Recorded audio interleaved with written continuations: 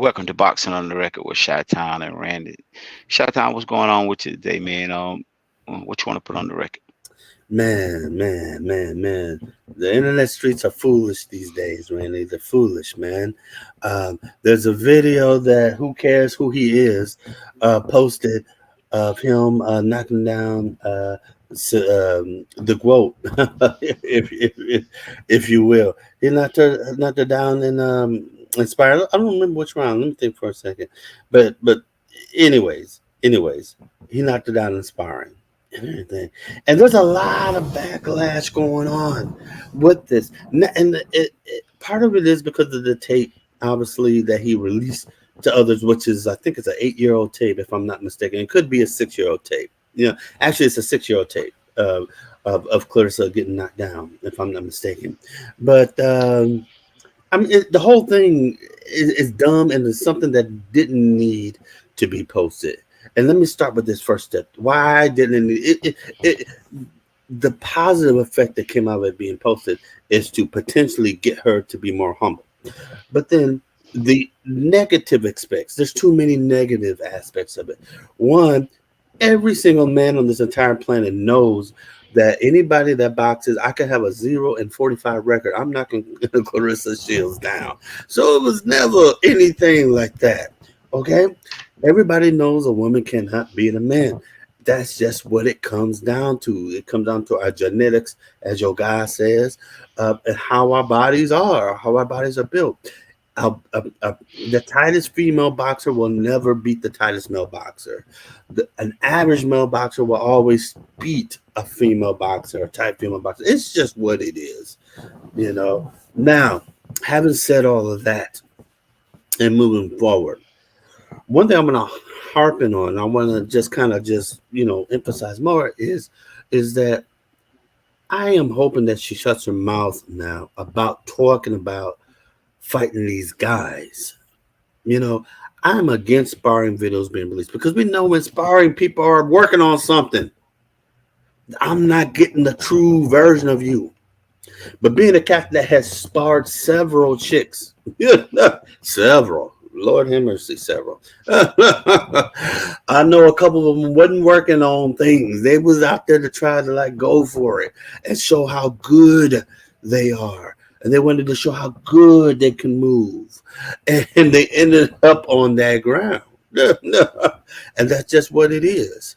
So my hope going forward is that Shields shuts her mouth and focuses on the females who actually want to fight her. And we do have to remember one of the females that definitely wants to fight her, who's been wanting to fight her, is Alicia Bumgarner, who Clarissa outweighs by 30 something pounds or 40 something pounds. I can't recall. Clarissa's at like 160 and change. Bumgarner's at 147. I mean, that's a lot of weight to come down. And Clarissa has to come down to the 160 to fight, or whatever weight division she fights.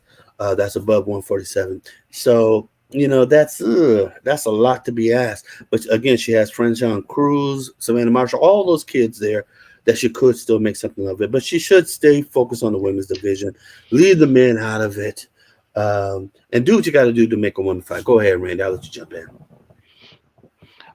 Yeah, I definitely agree with you. I definitely agree with you. But Clarissa's got this ego thing, man. I don't know if she thinks she's the baddest person in the world or what, but she got this ego thing that um and she likes to brag about sparring guys and beating up guys, not realizing, like you said, guys are taking it easy on her, and she's believing her own hype. So I think it was good that she got put on her butt by the guy. Like they say, I don't think he took the padding out the glove for no girl. I mean, that's to me that don't make sense, and it could be so, but I mean, it just don't make sense to me. Um, um, and I think also Clarissa has an anger problem, man. It's like she's accomplished what she's accomplished in boxing, and I think she think that everybody is supposed to kiss her butt, or cater to her, or bow down to her, and it's not going that way. It kind of reminds me of what I heard when Regis was in an interview. I forgot where it was in the interview leading up to the Devin fight. He was talking about being a heavyweight fight a heavyweight champion, and you know how he would. I'm paraphrasing. He would like to know how that feel to be able to be the baddest man in the world, can beat anybody, and you know what I'm saying. Like it don't quite work like that, man. I mean, you talking about a organized sport versus you running up on a guy in the streets. I mean, a guy in the streets is totally different. Like you're just not going to be able to do what you do to them. On as you've heard me say, even with Floyd Mayweather and Ti, I had Ti in that fight because they're not um governed by rules. Like Suge Knight was the most feared man in hip hop, but a dude that runs a barbershop knocked him out. So I mean, you have to be careful when you think you're the baddest in the world. But she did tell AB what AB said. She did say that, you know, she confronted Carissa about making a fight, but Carissa said she was too small, and she was like, "You don't have to worry about that being about me being too small." So if they do make the fight and Clarissa balloon back up, I don't want to hear anybody complaining about it because she bought that on herself. I mean, she asked for it and she got it. So I mean, now I'm a strong believer in that. If you ask for it and they give it to you, I mean, it just is what it is. That's almost like being in the streets and a dude get drunk and now he want to mess with you and you beat him down and everybody holler, well, you shouldn't have beat that drunk man. He knew he was drunk when he was messing with you. So that's my take on Bro, I'm 100% with you, man. And the only thing I'm gonna add is that this is not the first time Shields. We've heard these stories. She's been knocked down several times by guys in boxing. We just never came forward with it, and we never, said anything about it. And so this dude, the post that, and he was posting it just to show how tight she is. That was his intention, according to him, to show how tight she is and all these types of things. That she got back up and she still came at it and she still gave some good work. All right, whatever. But the end result, I'm not for any, even if it's to embarrass Shields. I'm not for the release of any of these sparring tapes because it goes against boxing etiquette, and they're all about something different. I mean, it's rare that you have fighters that are in there 100% like they're fighting for a championship match. So, but I just want to add that this is not the first time that this has happened to her, and people shouldn't be acting like it was just the first time we were able to see evidence of it. But we've heard these stories for a couple of years. So it is what it is. So she just needs to focus on the women and just move forward, and then life will be good for her. And that's all I got, baby. that's another thing before I close out. That's another thing a lot of us forget about.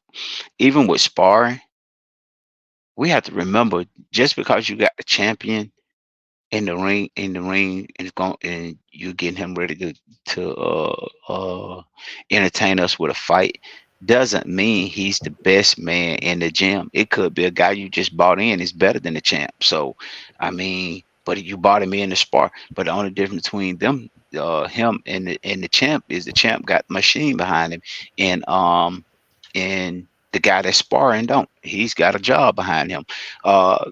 Prime example when Rice upset the apple cart, and he Right, thought that right, they was gonna get behind him, right. Yeah, and they didn't get behind him. at all. And you would think, especially if it was Don King would have got behind him because Don Right, King always want to go with the champ. You know what I mean? But you would think they would have got behind him just like he thought they would have got behind him. But it ain't about that. It's all about selling. It's all about marketing.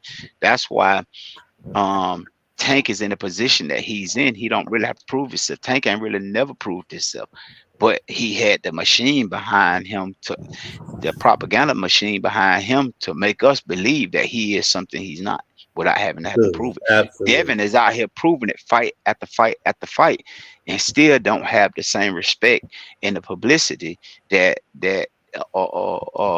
Tank Davis have. So you know Right, what I'm saying? It just goes to show you, right? man. Yeah, it's the man behind it. Because Devin, if I'm not mistaken, Devin in his last seven fight, he fought six champions, Right, right, something like that. right. So You feel what I'm that's saying? that's been out there, and when we count that, it's like two of them were George Cambosis. He fought him twice, but yeah, that is the number. Out of seven, he's fought six champions, but out of the six champions, he actually fought one champion twice. So he's fought five champions: Loma, Cambo, and then the other three you could add to that. Hmm. Yeah. But my whole point is that he's doing the heavy lifting, but ain't nobody really recognizing and giving him respect for it. Thank you. But all because of some foolishness about them hating his dad, and I'm over it, man. Give the man the deserve that he deserves. The stuff that he Hmm. deserves. This is a dude. If Tank was a white guy, if all of his opponents were white guy, nobody in certain black YouTube channel spaces would be dogging Tank so much, dogging Devin so much right now. They were talking about how good he is. They would do everything to defend him. But because they need a bad man, and that bad man has to be a black guy, they got to create this whole back and forth scenario that I'm so just way beyond. I agree. To the next one, Randy. With that being said, we're out of here like last year.